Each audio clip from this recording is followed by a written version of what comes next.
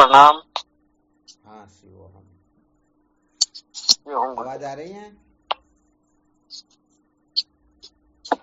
हाँ गुरुदेव, आ रही है। क्या विषय चल रहा था अपना? संसार को बनाए रखकर कभी भी सबका साक्षात्कार नहीं किया जा सकता। संसार को बनाए रखकर कभी भी सत्य का साक्षात्कार नहीं किया जा सकता, यही चल रहा था ना?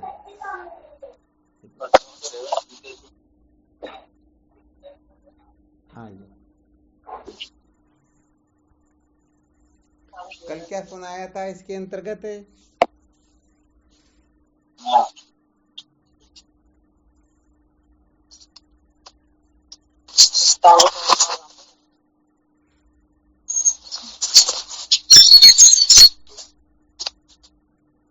ध्यान में नहीं रहा क्या? क्या सुना रहे थे कल? मूल सूत्र ये सुनाया था, संतों के विचार से अपने विचारों को मिलाना चाहिए, नहीं कि अपने विचारों से संतों को। बहुत बहुत उत्तम, धन्यवाद। बस यही सूत्र ध्यान में रखना था। ये याद रह गया तो समझो समस्त ग्रंथ अपनी मुट्ठी में है। समझो हमारा जीवन सार्थक हो जाएगा, इसमें कोई रोड़ा नहीं अटका सकता है। पर यदि ये समझ में नहीं आया तो जीवन भर भटकते रहेंगे, रोते रहेंगे, रुलाते रहेंगे, फायदा कुछ भी होने वाला है ही नहीं। बहुत बहुत धन्यवाद है। तो वैसे देखा जाए तो संसार में कुछ भी काम क्यों ना करो, परंतु थोड़ी थोड़ी देर में देखते रहते हैं ना। आप लोग जैसे खेत में पिलाई करने के लिए जाते हो, इंजन मोटर चला देते हो, थोड़ी थोड़ी देर में चेक करते हैं ना भाई, जो बना रखा क्या बोलते वो भर गया, वो तो आगे वाले में छोड़े।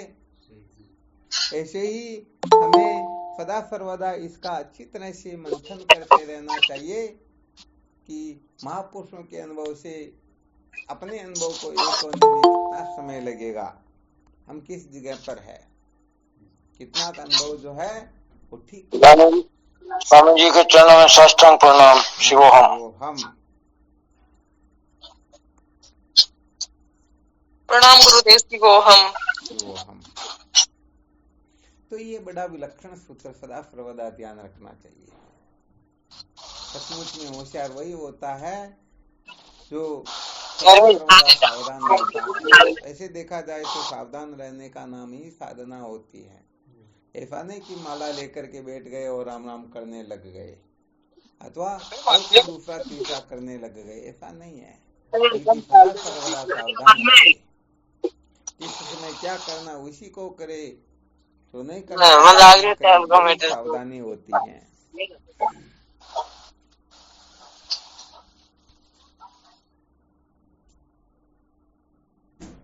इस प्रकार से मंथन करके देखा जाए तो प्रत्येक योनियों के अंतर्गत खाना पीना सब कुछ हो सकता है, परंतु मानव योनि के अंतर्गत किस समय क्या करना ये समझना अपने को। तो मानव देह किसके लिए मिला हुआ है? जो काम मानव योनि के अलावा किसी योनि में हो ही उसी काम के लिए तो मानव देह मिला हुआ है। फिर विचार करके देखो हम कर रहे हैं या नहीं कर रहे हैं। नहीं कर रहे हैं इसका मतलब हम सावधान नहीं हैं, और सावधान नहीं है तो हम साधना ही नहीं कर रहे हैं। बिना साधना के ये जीवन धन्य थोड़े हो सकता। साधन का मतलब अपने आप को तपाना, अपने आप को अंतर्मुख करना, एकाग्र करना, अपने जीवन का जो वास्तविक लक्ष्य है बारंबार उसको दृष्टिगोचर अपने ध्यान में रखना। जैसे छोटा बच्चा वो निर्भय होकर के इधर उधर जाता रहता, परंतु माँ हर प्रकार से ध्यान रखती है ना, वैसे अपने को अपनी चित्त वृत्ति का मंथन करना होता है, अवलोकन करना होता है कि ये हम सावधान है या नहीं।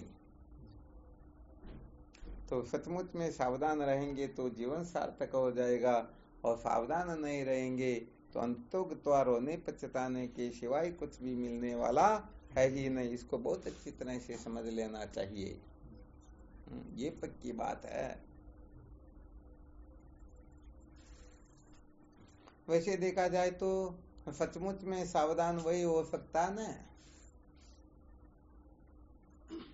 आगे के गुण अवगुणों का थोड़ा चिंतन मनन कर ले।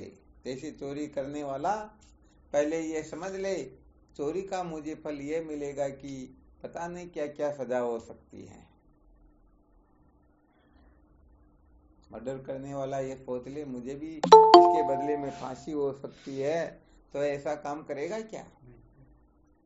तुम जो कुछ भी क्रिया चेष्टा करते हैं अच्छी तरह से अवलोकन करके देख लेना चाहिए, अंततोगत्वा इसका फल क्या मिलेगा।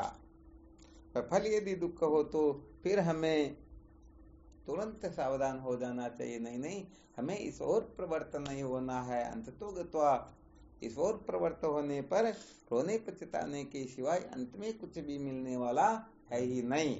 विचार करके देखो, यदि वृद्ध अवस्था के दुखों का अवलोकन कर ले तो बताओ इसी समय सावधान हो जाएंगे या नहीं होंगे? हाँ, तो इसके लिए या तो फिर जी महाराज। हाँ, जो वृद्ध है उनको जाकर के देखो, ये वृद्धावस्था दौड़ी हुई चली आ रही है। कुछ समय पहले हमारी क्या हालत थी, अब क्या हो गई, और कुछ समय के बाद में क्या हो जाएगी, है ना। यदि संसार से वैराग्य नहीं होता तो अस्पतालों में जा करके देखो कौन किस प्रकार से पड़े हुए, कौन कहाँ से कटा हुआ, कौन कहाँ से क्या हो रखा। तो कुल मिलाकर के सावधान होना है, ये मानव जीवन व्यर्थ न चला जाए। इसके लिए प्रत्येक क्षण अपने को चिंतन मनन ये चालू रखना चाहिए कि हमें जो करना चाहिए वो कर रहे हैं या नहीं कर रहे हैं, क्योंकि हम स्वयं ही बंधन और मुक्ति के, कोई दूसरा कोई कुछ नहीं कर सकता है। हम अपने आप को उत्थान की ओर भी ले जा सकते हैं, पतन की ओर भी ले जा सकते हैं। तो कुल मिलाकर के ऐसा न हो कि अंत में संसार के लोग तो हंसे और हम रोए। कबीर जब हम पैदा हुए जगत हंसे हम रोए, ऐसी करनी कर चलो हम हंसे जग रोए। तो वास्तव में असली करनी क्या होती है? ऐसी करनी कर चलो। बता सकते हैं कोई? परमात्मा की प्राप्ति तो क्रिया से होती ही नहीं। सत्य का साक्षात्कार भी करने धरने से नहीं होता। फिर ऐसी कौन सी करनी है, कोई बता सकते हैं क्या? सबका भला करो, चलो बहुत अच्छी बात है, परंतु ये भी बात है सबका भला हम कर भी तो नहीं सकते ना। एक परिवार में भी हम सामंजस्य नहीं बिठा सकते हैं। दो बच्चे हो और दोनों ठान ले कि ये वस्तु मैं लूंगा और एक ही वस्तु है, तो भाई देख लो एक तो नाराज होगा ही होगा, कुछ न कुछ तो होगा ही होगा। चलो बहुत धन्यवाद फिर, क्योंकि अपनी अपनी कैपेसिटी के अनुसार जो बताते ये भी बहुत अच्छी बात है। वेद शास्त्रों की नीति पर चलना अच्छी करनी होती है। बहुत बहुत धन्यवाद, बहुत अच्छा बताया। यहाँ बताया जा रहा है ऐसी करनी कर चलो हम ऐसे जग रोई। तो क्या वेद शास्त्रों की नीति पर चलने से अंत में हम हंसते हुए जाएंगे क्या? बिल्कुल गुरुजी, जिस काम के लिए भगवान ने भेजा है तो वो काम करके जाओगे तो हंसते हुए जाएंगे। वो तो बात ये नीति वगैरह ये तो बात ऐसी है कि अपने अंतःकरण को पवित्र करती है। जब तक आत्म तत्व का साक्षात्कार नहीं हो सकता तब तक तो कोई जीव निर्भय थोड़े होता, हंसता हुआ थोड़े जाएगा क्या? अपनी कर्म में आ गई तो महाराज कर्म से भी तो मोक्ष नहीं होती है। हाँ, कर्म से मोक्ष नहीं होती, मोक्ष होगी तभी तो हम हंसते हुए जाएंगे, वरना तो ठीक वो दूसरा कोर्स पूरा किया वो पूरा कोर्स तो नहीं हुआ, काम तो दूर ही रहा ना। गुरुदेव तो ऐसा तो नहीं हो सकता है कहीं वही संसार के प्रति जो हमारा मोह है उसको हम तोड़ के जाएंगे? हाँ देखो, मंथन करके देखो, यहाँ पर कुछ न कुछ ऐसा रहस्य निकालो जो महापुरुष कह रहे हमें ये तो सकता है कि उस तो मोह को लेके करके बैठे हैं, तो उसमें निर्णय वो लेना है। ऐसी करनी कर चलो।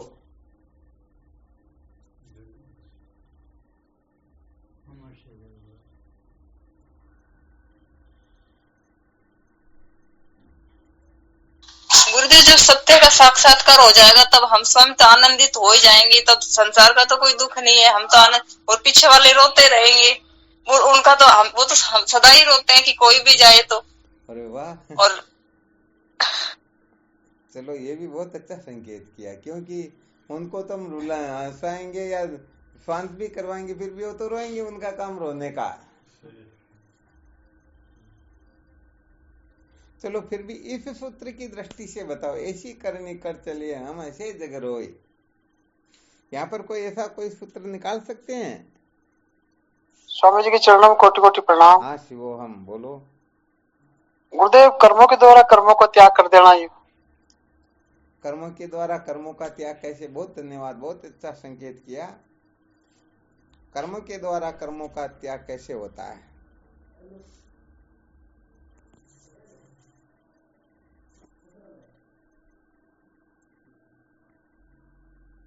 वेद विहित कर्म को त्याग करके निष्काम वेद निषेध कर्म को हटा देंगे गुरुदेव। शुभ काम और अशुभ काम दोनों को त्यागन करना है। हाँ बिल्कुल ठीक, इनका त्यागन कर देंगे तो क्या हो जाएगा?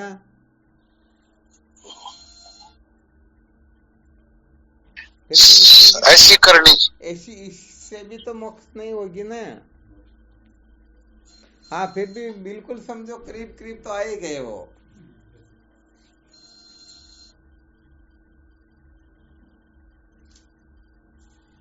आज सजानंद जी नहीं जुड़ी, क्या बात है।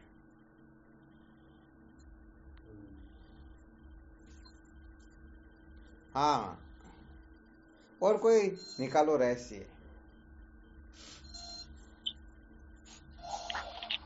गुरुदेव सभी से प्रेम भावना रखे। नहीं नहीं, ये तो बहुत छोटी बात हो गई, ये तो फिर जागृत अवस्था तक ही होती। हम अंत में हंसते हुए जाए ऐसी करने के लिए बताना।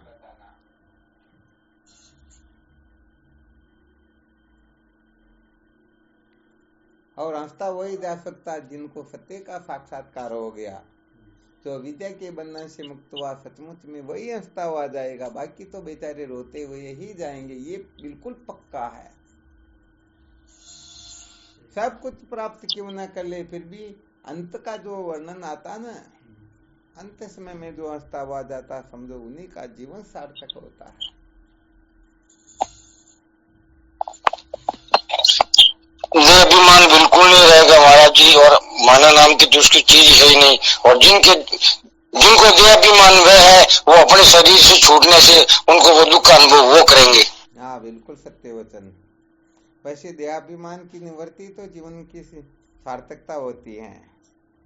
वो देह चाहे स्थूल हो, सूक्ष्म हो या कारण हो।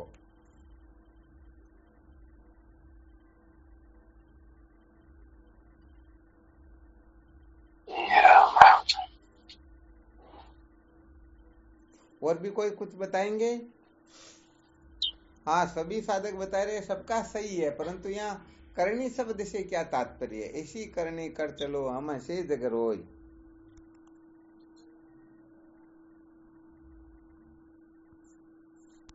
करनी तो कार्य को कहते हैं ना। हाँ बिल्कुल, करनी जो कुछ भी हम काम काज करते हैं ना, कर्म नाम करने का समझो, क्रिया चेष्टा का समझो।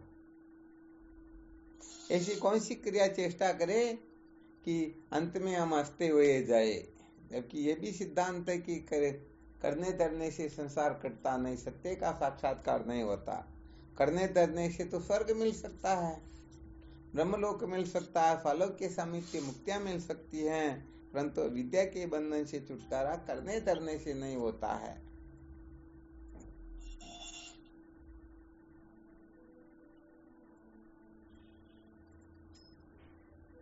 अच्छा, जैसे थोड़ा संकेत कर देते हैं, तो किसी के हाथ में तलवार दे करके ये आदेश दे, ये सामने जो वृक्ष का पत्ता है, इस पत्ते को इस तलवार से काट दो, बताओ काट सकते हैं या नहीं काट सकते हैं? काट सकते हैं। बिल्कुल पक्का है। अच्छा, हाथ में तलवार दे करके कह दें कि इस्पात की सिल्ली है या लोहे का खंबा है, इसको एक ही झटके में तुम्हारे को काट करके बताना, फिर काट सकते हैं क्या? नहीं काट सकते महाराज। क्या होगा इस जगह पर? तो तलवार टूट जाएगा, तलवार टूट जाएगा। अरे तो यहाँ सूत्र इसी में तो इसका उत्तर इसी में तो है, ऐसी करनी कर चलो। अरे ऐसी करनी करने की फिर कुछ करने की आवश्यकता ही जीवन में न रहे। जय हो। हाँ, ये करनी का त्याग ही वास्तव में जीवन की सार्थकता होती है। तो इसीलिए तो कहते हैं कर्तृत्व, भोक्तृत्व, प्रच्छिन्नत्व, संसारित्व, यही तो जीव भाव है, यही तो संसार है। तो यहाँ पर ऐसी करनी कर चलो, कैसी करनी करनी है, जिस करने के पश्चात फिर कुछ करने की जरूरत ही नहीं रहे। देखो थोड़ा और संकेत कर देते हैं। भगवान शंकराचार्य जी महाराज प्रश्नोत्तर मणि रत्नमाला नामक ग्रंथ में 2 प्रश्न उठाते हैं। एक प्रश्न यह होता है, इस संसार के अंतर्गत प्रतिदिन असंख्य प्राणी जन्म लेते हैं। क्या होता है? जहाँ जिनकी गिनती नहीं है, अनंत अनंत अनंत जीव प्रतिदिन जन्म लेते हैं और अनंत अनंत जीव जो है प्रतिदिन मृत्यु को प्राप्त हो जाते हैं। अब यहाँ पर विचार ये करना है कि इनमें से किसका जन्म सार्थक हुआ और किसका मरण सार्थक हुआ। जन्म तो बहुत सारे लेते हैं ना, गिनती है क्या? परंतु सचमुच में किसका जन्म सार्थक होता है और सचमुच में मृत्यु किसकी सार्थक होती है, इसके बारे में तो पहले बहुत बार विचार किया जा चुका। सत्संगों में भी इसके ऊपर खूब मंथन किया गया। यह बात तो वहाँ भगवान शंकराचार्य जी महाराज क्या लिखते हैं, यसे पुनर्न जन्म, जन्म किसका सार्थक होता है? अरे जन्म लेने के पश्चात यदि फिर जन्म ना पड़े तो पहले वाला जन्म सार्थक हुआ क्या? वो तो निरर्थक चला गया। इसीलिए तो जन्म किसका सार्थक होता है? जिसके लिए कहा गया है यसे पुनर्न जन्म, जिसका पुनः कभी जन्म न हो। और मृत्यु किसकी सार्थक होती है? जिसके लिए कहा गया है यसे पुनर्न मृत्यु, जिसका पुनः मरण न हो। तो साधकों को क्या संकल्प करना चाहिए? हमारा जो ये जन्म है बस ये अंतिम जन्म होगा और जो मृत्यु होगी वह भी अंतिम ही होगी। तो अंतिम कब होगी? पुनः जन्म मरण किसका नहीं होगा? जिनको तत्व का साक्षात्कार हो जाएगा, जो विद्या के बंधन से मुक्त हो जाएंगे, जो अपने स्वरूप में जग जाएंगे, सचमुच में यही जन्म मृत्यु की श्रृंखला से मुक्त हो पाएंगे। बिल्कुल क्लियर? क्या कुछ संशय? जी महाराज जी। हाँ, आप भी बोल सकते हो कुछ भी संशय हो तो। सत्य कहे जन्म उसी का ही सार्थक होता है, मृत्यु भी उसी की सार्थक होती है जो पुनः जन्म मृत्यु की श्रृंखला में न भटके।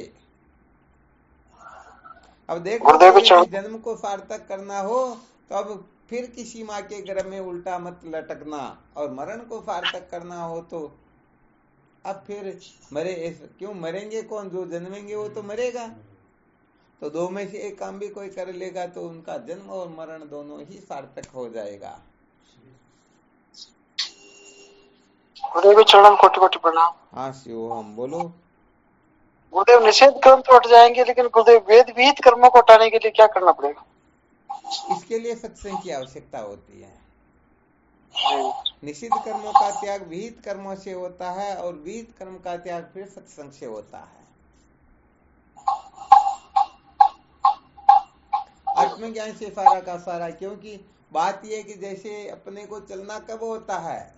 कहीं पहुंचने के लिए, और पहुंच गए तो फिर चलने का त्याग हो गया, चलते रहेंगे, चलते रहेंगे, लक्ष्य से दूर चले जाएंगे। तो यहाँ पर भी ये विहित कर्म जो है अपना फल दे करके ये भी शांत हो जाते हैं। तो जब आत्म तत्व का साक्षात्कार होता है तो फिर अरे कुछ प्राप्त करना आवश्यक ही नहीं है। इच्छा की मां कौन होती है? कमी। हाँ, अपने को कुछ कमी का अनुभव हो रहा तो कुछ न कुछ इच्छा हो जाती है, और यदि कमी ही नहीं है तो होगा क्या? नहीं होगा।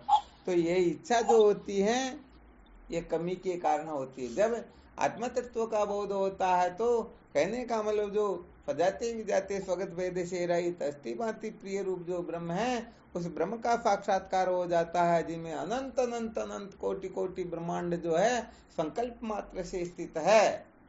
ऐसा ईश्वर भी जिसके रोम भाग में स्थित है, ऐसे तत्वों का साक्षात्कार होने के पश्चात बताओ कुछ इच्छा रहेगी क्या? यदि रहती है तो समझना चाहिए कि भी तत्व का साक्षात्कार हुआ ही हाँ, वास्तव में नहीं हुआ। तो भाई जब तक हम पहुंच नहीं जाते हैं तब तक चलना होता है, और पहुंच गए तो चलने का भी त्याग हो जाता है। तो मूर्खता के अर्थ में इसका त्याग नहीं करना होता है। मूर्खता के अर्थ में यदि कोई चलने का त्याग कर देता है तो वह कभी पहुंच भी नहीं पाता है। हाँ, बहुत अधिक ध्यान रखना होता है। जैसे पक्षी अंडे का सेचन करते हैं ना, हाँ, यदि समय से पहले उठ जाए तो कच्चा रह जाएगा, और अधिक समय तक यदि बैठे रहेंगे तो उनके पंख ही गड़ जाएंगे। तो यहाँ पर नियम कहने का मतलब जो नियम होता है वो नियम होता है। कब तक इनको ग्रहण करना होता है, अर्थात कर्तव्य कर्मों का कब तक करना होता है, कब इसका त्याग करना होता है, इसको बहुत अच्छी तरह से समझना होता है। यदि इसको नहीं समझेंगे तो सच्ची बात है वो जीवन भर डमरू बने रहेंगे। हाँ, इधर से उधर और धक्के लगते रहेंगे। इधर से उधर का मतलब क्या? यहाँ से स्वर्गलोक और स्वर्गलोक से मृत्यु लोक, चाहे नरक लोक हो, परंतु नरक लोक की क्यों कहे भाई? ये तो संसार में स्वाभाविक है। चाहे नीच से नीच पुरुष भी मरा हुआ, फिर भी उनके परिवार वाले नाम लिखवाएंगे नीचे, तो क्या लिखवाएंगे? स्वर्गीय लिखाएंगे या नरकीय, है ना? तो अपन बुरी कल्पना क्यों करे? तो स्वर्ग से मृत्यु, मृत्यु से मृत्यु लोक से स्वर्ग लोक।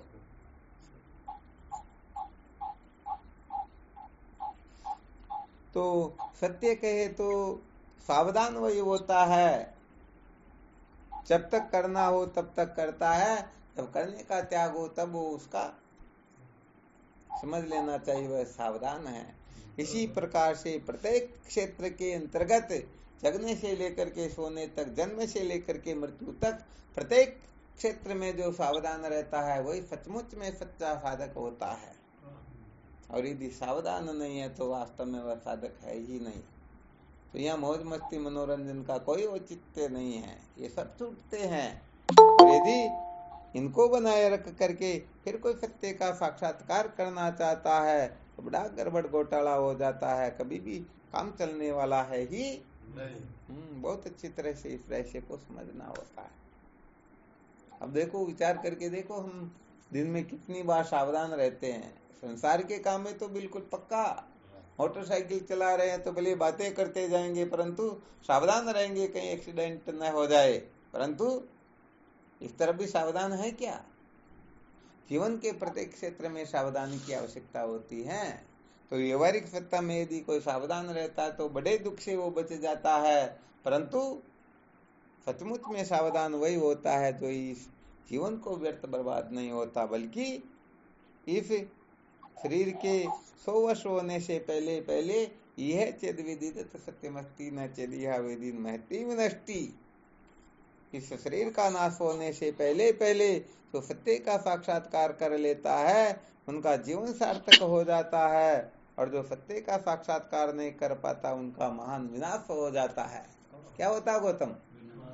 महान विनाश हो जाता है। और महान विनाश क्या है?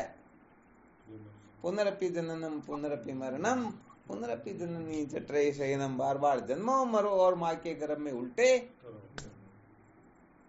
इसके सिवाय और कोई इलाज होता ही नहीं। तो बस अधिक से अधिक साधकों को मंथन करते रहना चाहिए कि हम सावधान है या नहीं। सावधानी ही सचमुच में साधना होती है। हाँ, इसमें और किसी को कोई शंका हो या कुछ विचार विनिमय करना हो तो देख लो इस जगह पर।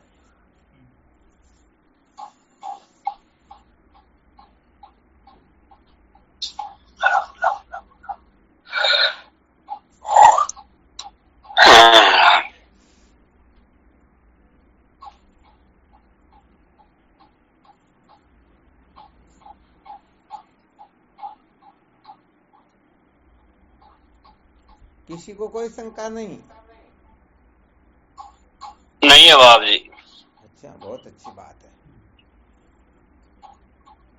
तो बताओ, सावधान रहने के लिए क्या करना होता? कब हम सावधान रह सकते हैं? जैसे जंगल में चल रहे हैं तो डंडा लेकर के कहीं चोर डाकू न मिल जाए, तो डंडा हो तो सावधान है ना, और डंडा नहीं है तो सावधान नहीं। सावधान नहीं। जैसे सहजानंद जी सावधान रहते ही नहीं, पता नहीं कहाँ मजे ले रहे होंगे।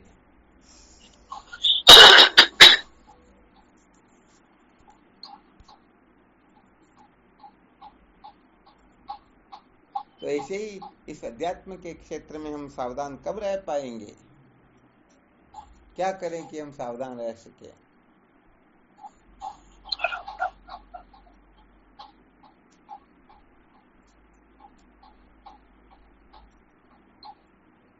हर समय मनन चिंतन करना चाहिए। हाँ, मनन चिंतन, बिल्कुल, बहुत धन्यवाद, बहुत अच्छा संकेत बताया। परंतु मनन चिंतन भी कब हो पाएगा? यहाँ पर तो भय बिनु भक्ति न होई। हाँ, पीछे समझो कोई कुत्ता या कोई चोर डाकू दौड़ रहे हो तो फिर दौड़ने में कसर थोड़े रहेगी, तभी तो हम दौड़ पाएंगे, वरना क्यों दौड़ेंगे? बिल्कुल बिल्कुल। तो इससे दौड़ने में कुछ हो ना, तभी बात कुछ और होती है।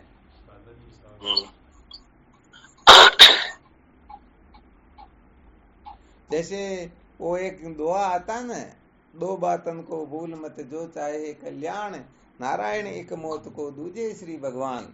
यदि कोई मृत्यु को याद रख ले तो बताओ गड़बड़ घोटाला होगा क्या? हाँ, हमारे संत शास्त्रों ने तो संकेत किया है, मस्तक स्थायी न मृत्यु यदि पश्यति यम जन, आरोपी न रोचते किमुता न भूतये। यदि मस्तिष्क के ऊपर मृत्यु पहुंच गई हो, आ गई हो, बैठ गई हो, बस मरने वाले हो, उस समय कुछ भी प्रिय लगेगा? अरे उसमें भोजन भी प्रिय नहीं लगेगा तो दूसरी विभूतियां तो कहाँ की है? तो ऐसे कहने का मतलब कुछ न कुछ दृढ़ता पूर्वक ऐसा होना चाहिए न, ताकि हम सचमुच में सावधान रहे हर क्षेत्र में। हाँ, व्यवहारिक सत्ता में तो बहुत बड़ा सूत्र, हालांकि आगे भी ये काम करेगा, ऐसी बात नहीं है। जो भगवान को याद रखेगा जीवन में कभी भी गलत काम नहीं कर पाएगा। एक दृष्टांत आता ना, वो कोई गुरुजी, दो साधक गए गुरु दीक्षा लेने के लिए और उनको वो पक्षी पता नहीं क्या दे दिया और कहा भाई ऐसी जगह जाकर के मार के आना जहाँ कोई नहीं देख रहा हो। ज्यादा नहीं बता रहे, केवल संकेत कर रहे हैं। तो एक तो बहुत बड़ा होशियार निकला और दूसरा बेचारा सुबह से शाम तक परेशान होकर के पक्षी को लाके दे दिया, भाई मुझे तो ऐसा स्थान कोई मिला ही नहीं। तो बताओ ऐसा गड़बड़ घोटाला गलत काम कोई कर सकेगा क्या? अरे यहाँ पर तो भगवान को मंदिर में समझते इसलिए अंदर कुछ नहीं करते, बाहर ताला लगा करके निकल जाते, तो फिर भगवान बाहर नहीं आ पाते, फिर मजे लेते हैं। हाँ, ये संसार की हैसियत होती है। तो यदि कोई भगवान का भी डर समझ ले तो कभी कोई गलती करेगा क्या? किस बात के लिए करेगा फिर? और यदि कोई बस मृत्यु आने वाली, कभी भी मृत्यु आ सकती है, तो वह बुरा काम कर सकता है क्या? कभी नहीं कर सकता।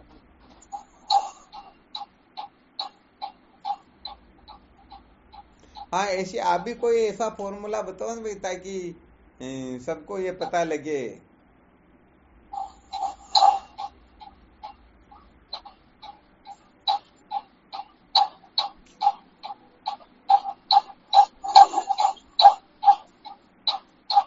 बता दो एक फॉर्मूला।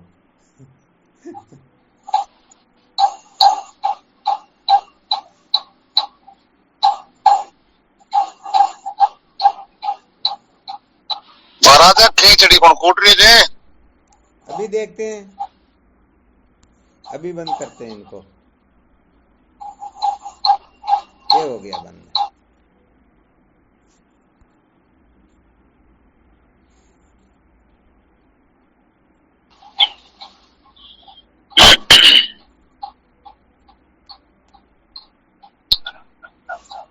कुछ सूत्र आया दिमाग में क्या?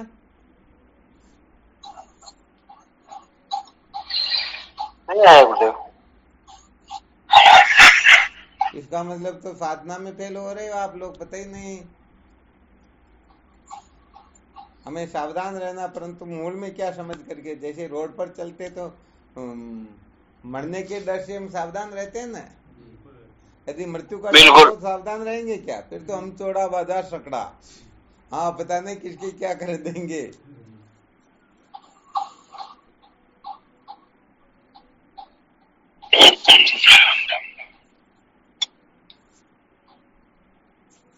वैसे सावधान रहने के लिए बहुत सारे सूत्र है।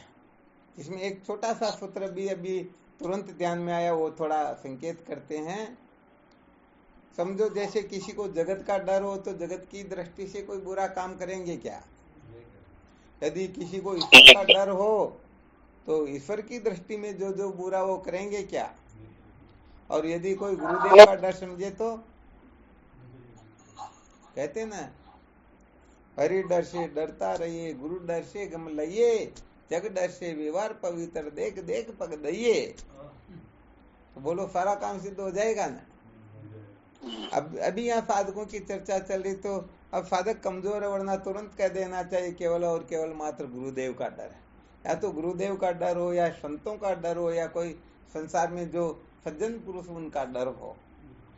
सज्जन पुरुषों के डर से भी संतों का डर थोड़ा श्रेष्ठ होता है, और गुरुदेव का डर सबसे। अब किसी को महाराज कहाँ कोई कोल्ला के घराली को लागे थे। आज तो अच्छी बात बता दी, परंतु ये मुझे अच्छी तरह से पता है कि जिनके लिए आप कह रहे हो ना, उनके जैसे तो दीपक लेकर संभाले तो भी नहीं मिलते। इतने सज्जन, इतने समझदार है। संतों की सेवा में समझो, चाहे किसी भी प्रकार से समझो, आप ले संन्यास लेकर के निकल जाओ तो भी कुछ नहीं कहेंगे, और सहायक बन जाएंगे आपके। इतने वो संत है वो तो। जब भी ये कहता है, ये तो जब भी कहता है ना, होते होते कहता थोड़ा ये डरता रहे। हाँ, फिर ऐसा है तभी ये कहता है। फिर भी सदा सर्वदा अपने को ऐसे सूत्रों का चयन करना ना, सचमुच में जिनमें श्रद्धा करने से, महत्व बुद्धि करने से हमारा मन अपने आप शांत होने लगे, अंतर्मुख होने लगे, साधन भजन में लगने लगे, तो बोलो जीवन सार्थक हो सकता है या नहीं हो सकता? जैसे पतिव्रता स्त्री कहीं पर भी क्यों न रहे, फिर भी पतिदेव का डर रहता नहीं रहता, कहीं मेरे से ऐसा वैसा न हो जाए कि वो नाराज न हो जाए। तो ऐसे ही यदि कोई ईश्वर को महत्व दे दे, कहीं ईश्वर नाराज न हो जाए, संत महापुरुष नाराज न हो जाए, गुरुदेव नाराज न हो जाए, तो सच्ची बात यह है कि वह स्वप्न में भी कुछ ऐसा वैसा करेगा ही नहीं। हाँ, ये कुछ कुछ सूत्र बताए जा रहे, और सूत्र तो आप जब चिंतन मनन करोगे ना, तो चिंतन मनन करने वालों के हृदय में सूत्र निश्चित रूप से प्रकट होते, ये बिल्कुल पक्का है। और कोई चिंतन मनन ही नहीं करे तो फिर कुछ भी नहीं होता है।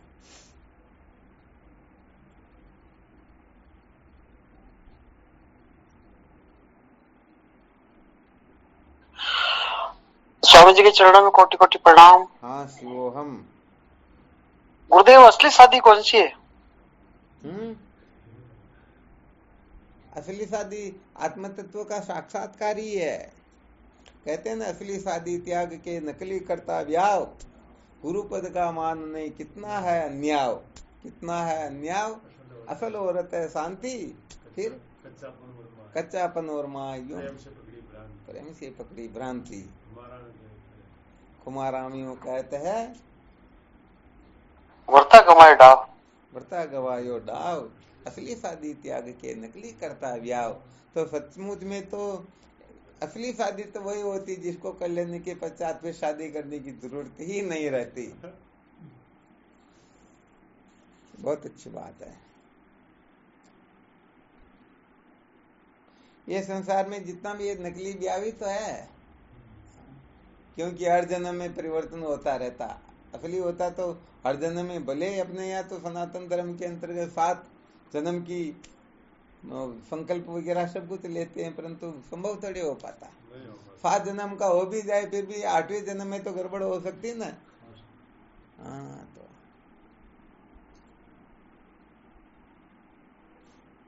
बड़ा आश्चर्यमय संसार, बड़ा विलक्षण है। वास्तव में किसी का निर्णय नहीं किया जा सकता, क्योंकि सचमुच में संसार है ही नहीं।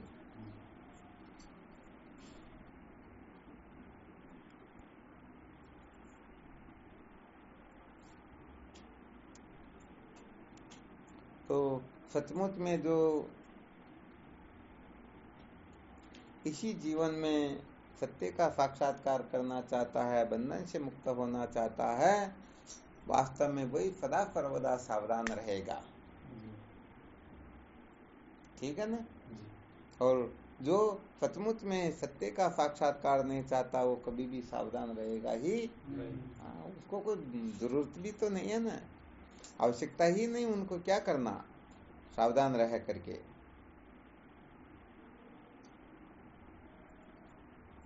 अब देखते हैं सत्संग का विचार विनिमय चल रहा हो, हमारे में से कितने सावधान रह पाते हैं।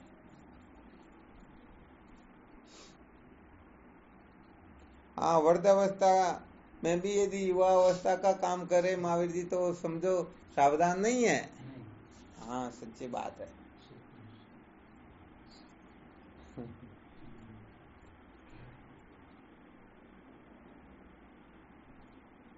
जिस समय जो करना चाहिए उसको ठीक प्रकार से कर ले, इसे ही सावधान होना कहते हैं।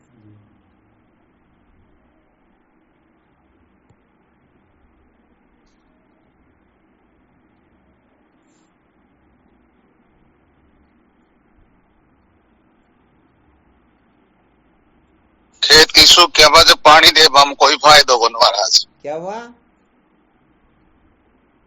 खेती सूख जाए ना, पानी देर कहीं करावा तो फिर कोई फायदा ही कौन। फिर कोई मतलब। बहुत धन्यवाद, बड़ा गजब का सूत्र बताया।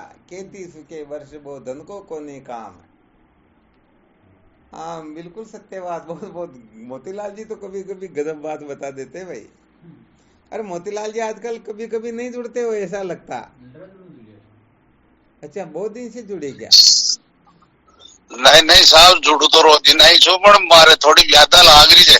कोई बात नहीं, इसकी फिर हाँ, चर्चा करेंगे। और व्यवहारिक जीवन में बहुत सारा गड़बड़ घोटाला होता ही रहता, फिर भी अपने को संसार ऐसे ही चलेगा, ज्यादा परवाह नहीं करनी। सत्संग सुनते रहेंगे तो सारी बाधाएं अपने आप शांत होने लगेगी। बाधाओं की क्या ताकत है कि सत्संग के सामने टिक सके। जय हो, जय हो जी महाराज जी, विश्वास पर टिकरी। हाँ, बहुत धन्यवाद। कोई चिंता नहीं करनी। सारा संसार सपने के समान, सब कुछ प्राप्त हो जाए तो भी कुछ नहीं, सारा का सारा चला जाए तो भी हम तो ज्यों के त्यों हैं। इसलिए निश्चय करके जीवन मुक्त होकर विचरना चाहिए।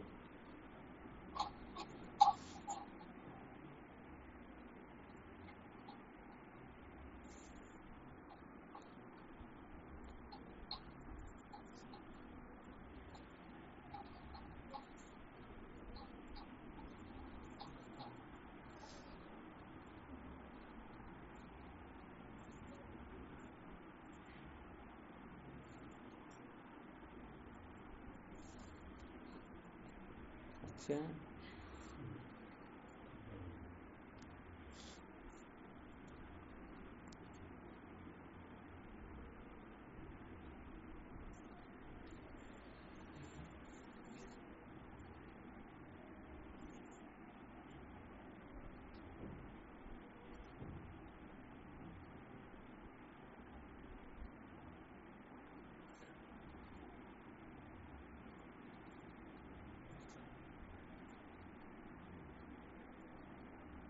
हाँ, और कोई शंका, और कोई विचार विनिमय? आज का मुख्य सूत्र यही था, सावधान का। हालांकि इस सूत्र पर तो बहुत अधिक मंथन किया जा सकता। सचमुच में हम सावधान है या नहीं, इसका बहुत अच्छी तरह से मंथन करते रहना है।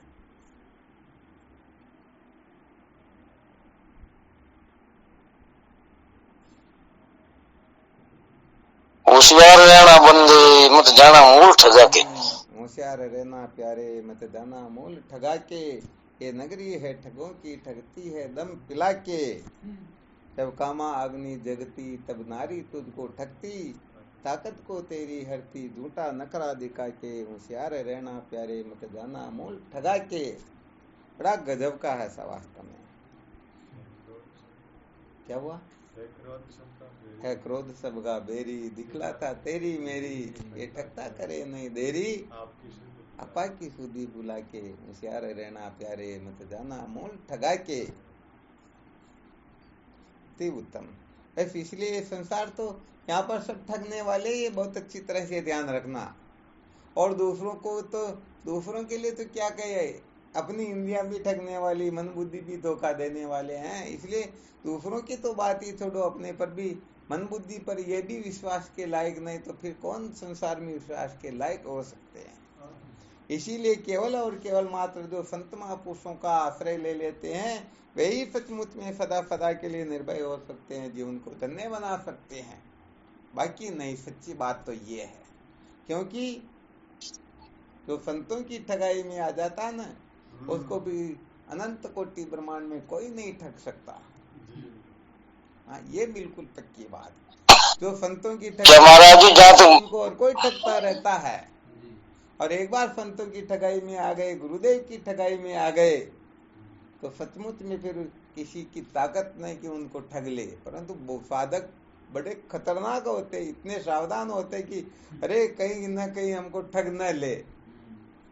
वो कहते हैं ना कबीरा, आप ठगाइए और न ठगिए कोई, आप ठग्या सुख उपजे और ठग्या दुख होई। तो सच्ची बात तो ये, जो साधक सचमुच में संत महापुरुषों की, गुरुदेव की ठगाई में आ जाते, तो निश्चित रूप से उनका जीवन सार्थक हो जाता है। और ठगाई में वही आते ना, जो डेढ़ होते वो आए या होशियार वो आते, बताओ। होशियार होते हैं जो आते हैं गुरुदेव। होशियार कहाँ आएंगे? होशियार तो हिसाब किताब जानते हैं, उनको कोई बढ़िया वगैरह कोई ठग सकते हैं क्या? तो यहाँ पर तो जो होशियार है, तो जो गुरुदेव से भी होशियार, वो ठगे में थोड़ी आएंगे, वो तो गुरुदेव को ठग लेंगे।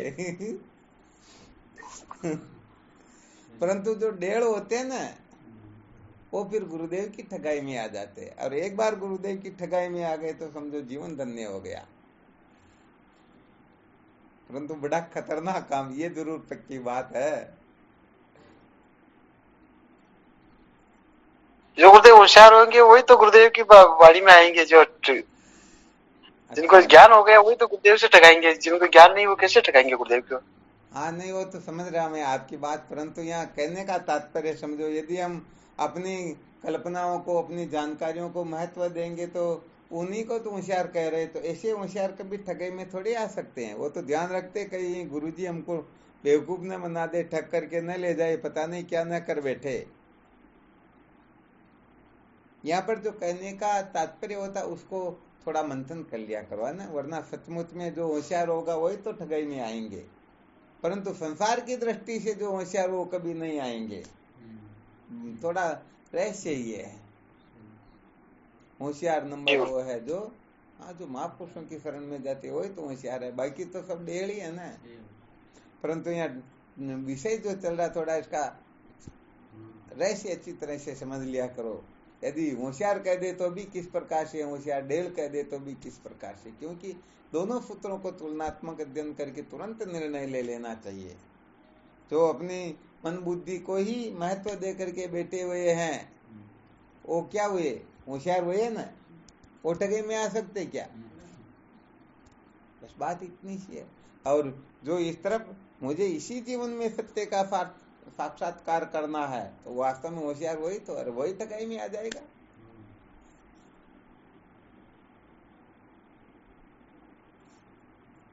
परंतु बहुत दुर्लभ बात होती है।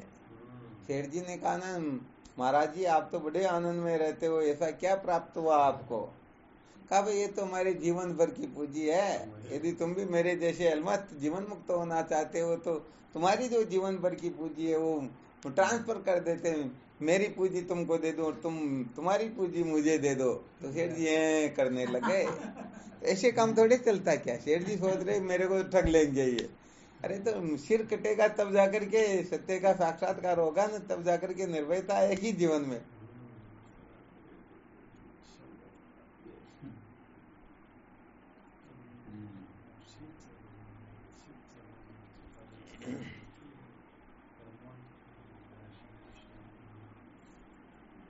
गौतम तो ये बड़ा कलाकार निकला भाई, पता नहीं कहाँ से कुछ का कुछ दिखा रहा।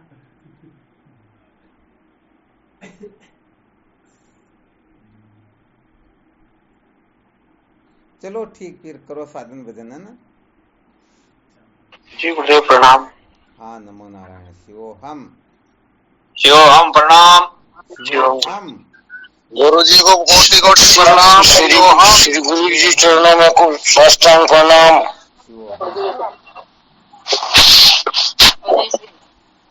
शिवोहम। हाँ, नमो नारायण। शिवोहम। गुरुदेव भगवान के श्री चरणों में प्रणाम। शिवोहम। शिवोहम। फिर बकरूं कर दो, आलू जो कर लो। श्री सतगुरुदेव स्वामी जी के चरणों में कोटि कोटि प्रणाम। शिवोहम। शिवोहम।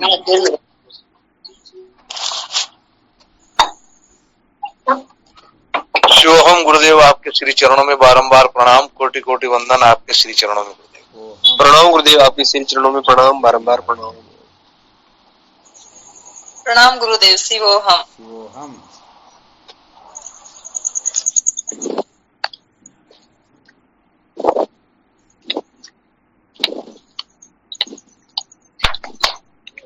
प्रणाम गुरुदेव। शिवोहम।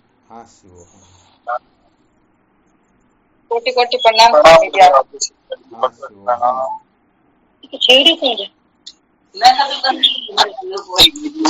मैं साष्टांग दंडवत बारंबार प्रणाम दाता। हाँ, शिवोहम। महाराज जी करे, रामचंद्र जी करे। यहाँ रामचंद्र जी के यहीं पर।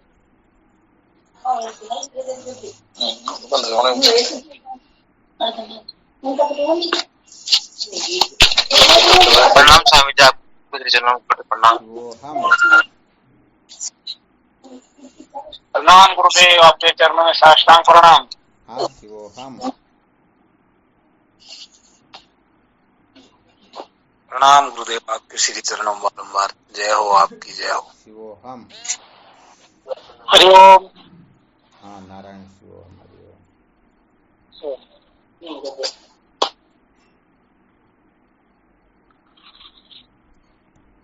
ठीक, शिवोहम।